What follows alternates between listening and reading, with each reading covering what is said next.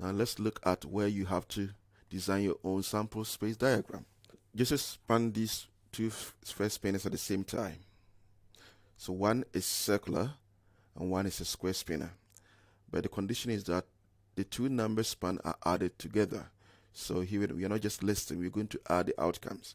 Let's first see how to draw the sample space before we answer these questions. So we have the square spinner on this side, we have the circular spinner on this side, then here we put a plus because we are going to add. Now you see the first outcome is 0 and 1, but we are not supposed to less, we're supposed to add 0 and 1. So this 0 and 1, we're going to add it. 0 plus 1 is 1. The next one is 0 and 2, we're going to add it, and so on. Here is 1 and 1, but we're going to add 1 plus 1. That will give us 2, and so on.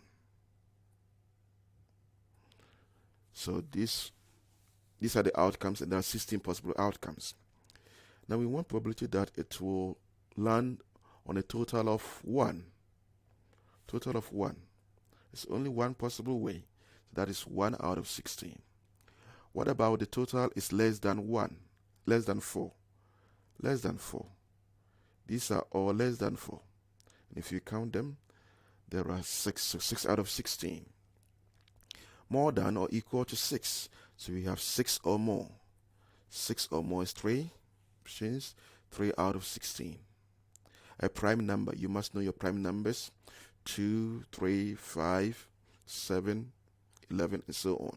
So if you know your prime number, you'll be able to pick the right prime numbers. So 2, 3, 5, and 7. And count how many are there?